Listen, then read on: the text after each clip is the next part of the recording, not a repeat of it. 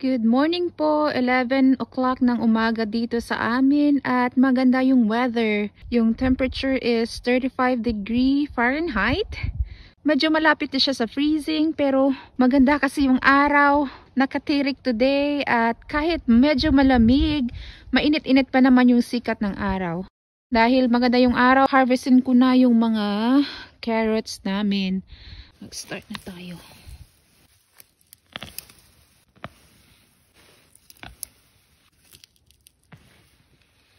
Haba nito.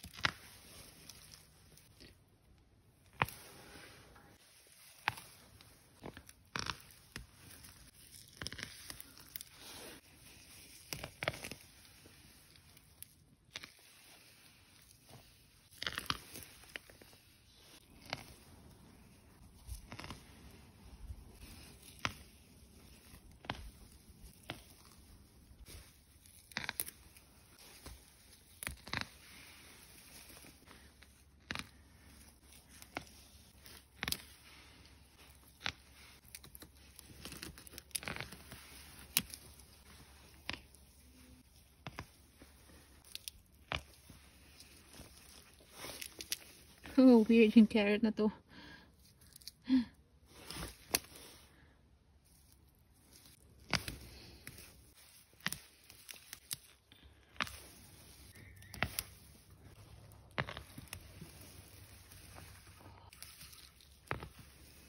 Oh, ang lalaki. My goodness, ang lalaki. Tingnan nyo.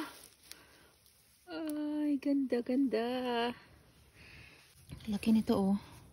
Haba.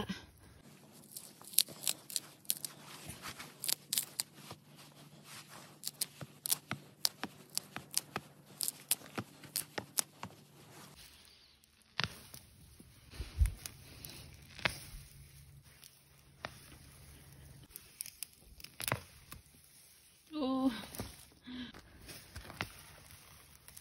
Diba? Oh. Yan, ang ganda, oh. Ang lalaki nila.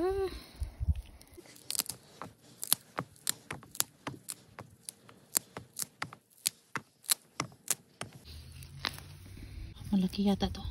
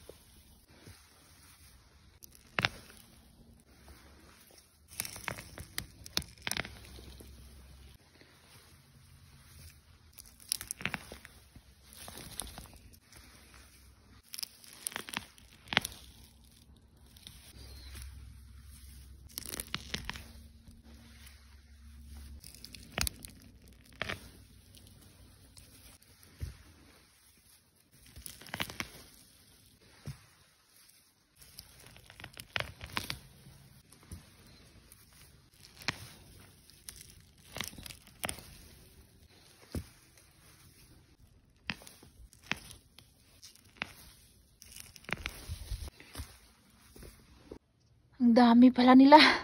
Isang bed lang to. Ayan. So far yung mga nabunot ko. Oh my word. Yan. Kalahati pa lang ng bed. may mga natira pa.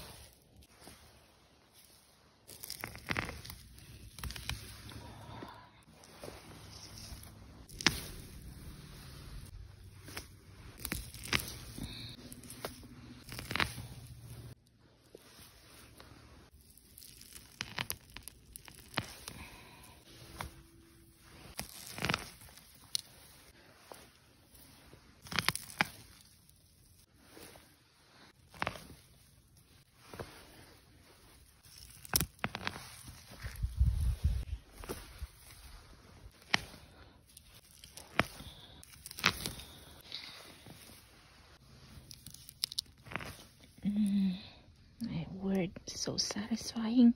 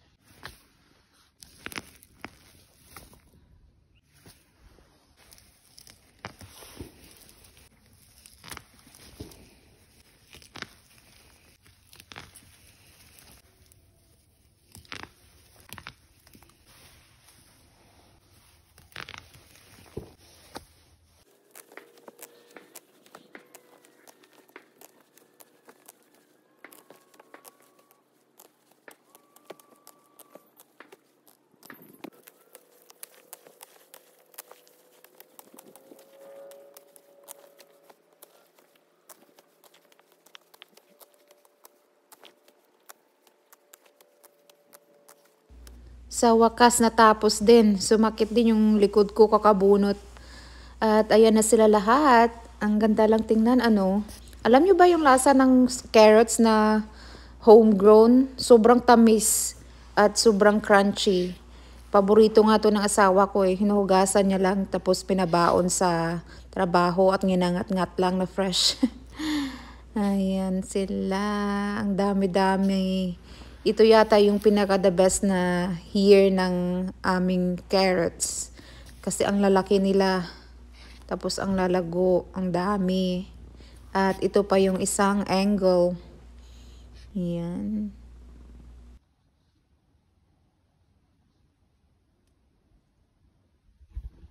Ngayon naman, kukunin ko na lang yung mga dahon nila.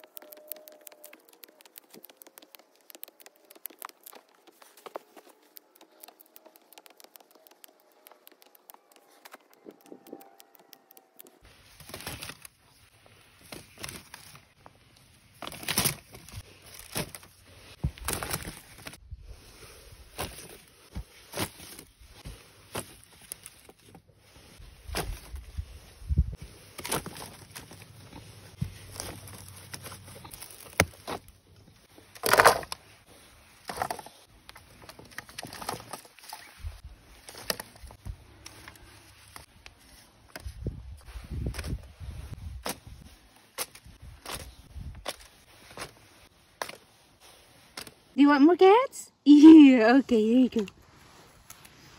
Oop.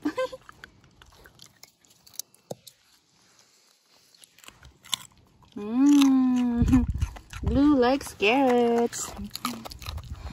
Okay, so ito na lahat ng carrots namin. Separate ko sila by size. So yung basket na to is yung mga medium na size. Medium. Tapos dito yung mga malalaki talaga. Gaya niyan. Sobrang laki-laki ng mga ganito. Yan. Tapos nakahalo din dito ng mga maliliit kasi puno yung basket ng mga maliliit. Which is nandito.